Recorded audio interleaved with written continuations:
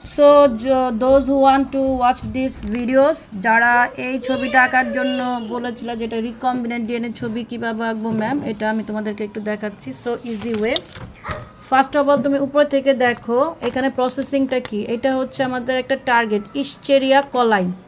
এটা একটা ব্যাকটেরিয়া। এখান থেকে আমি প্লাজমিড অংশটাকে নিয়ে নিব। আর এখানে হচ্ছে কি আরেকটা, সেটা হচ্ছে কি দেখো, অ্যানিমাল সেল, একটা প্রাণী কোষ, অ্যানিমাল সেল একটা প্রাণী কোষ। আর এখান থেকে একটা কলাই, ইশ্চেরিয়া কলাই, একটা ব্যাকটেরিয়া থেকে একটা প্লাজমিড নিব আর একটা অ্যানিমাল সেল। ঠিক আছে, এই দুইটা অংশ নিয়ে আমি একটা নতুন একটা রিকম্বিনেন্ট ডিএনএ প্রজেক্টটি তৈরি করব। তো চলো আমরা ছবিটা একটু দেখি। হ্যাঁ, ছবিটা দেখি কীভাবে আঁকতে হয়। সো এটা সো ইজি, ইশ্চেরিয়া কলাইটাও ইজি, এটা ব্যাকটেরিয়াটাও ইজি, কিন্তু তোমাকে চিন্তা করতে হবে কোন জায়গাটা, এই জায়গাটাতে আমরা কি করব। যেহেতু কালার পেন্সিল ইউজ করার সময় আমরা এক্সাম হলে পাবো না, সো আমি পেন্সিল দিয়ে এমনভাবে আঁকবো যাতে আমি ক্লিয়ারলি বলতে পারি যে এইখানে আমি কোনটা কি বোঝাতে চাচ্ছি। তো চলো আমরা এটাকে শুরু করি।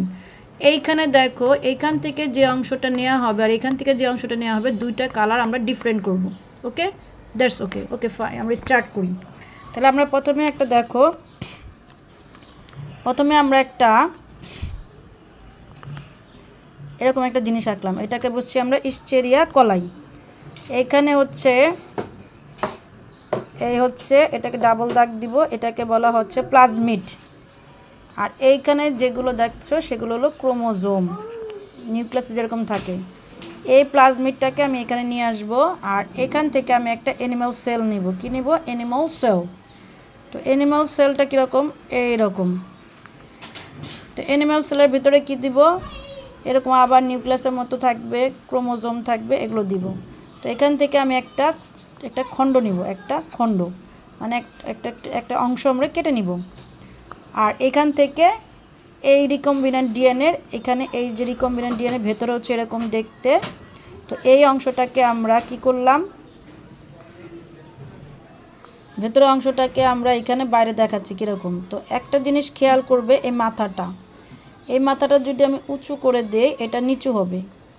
আবার যেহেতু আমি এখানে উঁচু করে দিছি, তাহলে এটা ভেতরের দিকে হবে আর এই জায়গাটা বাইরের দিকে হবে। এইটাই হচ্ছে মেন, ভেতরে বাইরে যেন লক করলে দুটো যেন একসঙ্গে লেগে যায়। যেমন তোমাদের যে স্টিলগুলো ছিল না, পাথরগুলো যে দুটা দিয়ে তোমার বানাই দিলাম, যে স্টোন কলার মালার যে গ্রিন ওখানে দুইটা নিয়ে আসো, তাহলে ক্লিয়ার ওদেরকে বোঝাতে পারবো।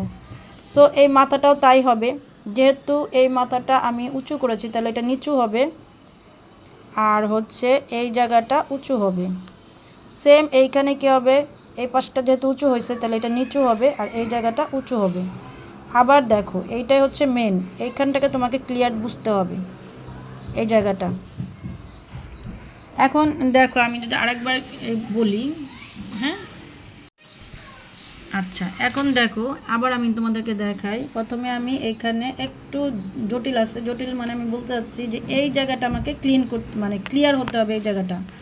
এই জায়গাটা হচ্ছে যখন আমরা এই দুটাকে লক করব, লক করার জন্য আমাকে কি লাগবে? লক করার জন্য হচ্ছে আমাকে এই মাথাটা আর এই মাথাটা মিলাতে হবে, এই দুটা মাথা মিলাতে হবে। তাহলে যদি আমি খণ্ডক করি, তার মানে হচ্ছে দেখো এই জায়গাটা হবে উঁচু, এই জায়গাটা নিচু, আবার সেম এই জায়গাটা হবে নিচু, এই জায়গাটা হবে উঁচু। এই জিনিসটা তোমাকে ক্লিয়ার হতে হবে, এই জায়গাটা তোমাকে খুব ক্লিয়ার হতে হবে, না হলে ইটস কোয়াইট ইম্পসিবল। হ্যাঁ, এটা দেখো তাহলে আরও ক্লিয়ার হবে। দেখো দুটার মাথা কীরকম, দেখাও, দেখছো? এই যে দেখো কীভাবে এটার সাথে এটা লেগে গেল। আবার দেখো, এটা হচ্ছে এই যে রিকম্বিনেন্ট ডিএনএ প্রজেক্টের মতো, মানে দুই অংশ। এই দেখো, এটার এক জায়গা উঁচু, এক জায়গা হচ্ছে নিচু। সেম হচ্ছে এখানটাতেও, দেখো এখানটাতেও তাই, একটা জায়গা উঁচু আর একটা জায়গা নিচু। তখন এটার সাথে এটা দিলে লক হয়ে যাবে, তখন এটার সাথে এটা দিলে কি হবে? লক হবে।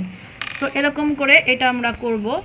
তারপরে এখানে দেখো দুটা, এই অংশ এখান থেকে একটা অংশ হয়ে যায়, এখান থেকে একটা অংশ আর এখান থেকে একটা অংশ মিলানোর পরে একদম সার্কেল হয়ে যাবে।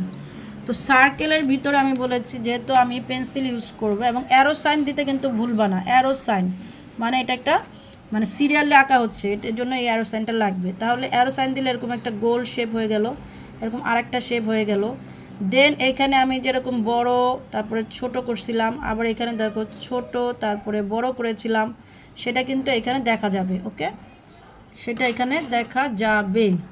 সেটা এখানে যদি দেখা যায় তাহলে আমি কি করব, আমি যেহেতু এতটুকু একটা অংশ নিয়েছিলাম, এই যে এতটুকু, সো এই অংশটাকে আমি গাঢ় করে দিব। এই অংশটাকে আমি কি করব, গাঢ় করে দিব। এই অংশটা আমি গাঢ় করে দিব, আর বাকি অংশটা কি থাকবে, হালকা থাকবে। সো এটাতে যেমন এখানে অনেকগুলো কালার ইউজ করছে, এতগুলো কালারই করবো না, আমি পুরোটা সাদা রাখবো, শুধু এই খণ্ডকটা এই পুরোটা সাদা থাকবে, শুধু এইটুকু হচ্ছে কালার করব। দেন সেখান থেকে আবার একই জিনিস আর একবার আঁকবো। আঁকার পরে কি হবে, মানে একা একা করতে গেলে যা হয় বুঝছেন না, আর একটা যদি মানে হেল্পিং হ্যান্ড থাকলে আঁকলে সুবিধা হতো, যেহেতু নিজেই সব করতে হচ্ছে এই জন্য একটু ঝামেলা। যাই হোক, এটা হয়ে গেল। সেম দুটো জিনিস আঁকার পরে কি হলো দেখেন, সেখান থেকে আবার এই যে আবার একটা এই যেরকম আঁকবেন, মানে হচ্ছে এই যে উপরে যে প্লাজমিডটা ছিল, ব্যাকটেরিয়া প্লাজমিড, সেটা আমি আঁকবো। আঁকার পর সেখান থেকে 4টা হবে। আমরা জানি 1 থেকে 4, 4 থেকে এরকম করে আমরা জিনিসটা করি, তাই না? ওকে, তাহলে 4টা হয়ে গেলে কি হয় দেখি, 4টা হয়ে যায়। বা যদি আমাকে একটু হেল্প করো, এটা একটু ধরো মামুনি, একটু ধরো, আমি একটু আঁকি।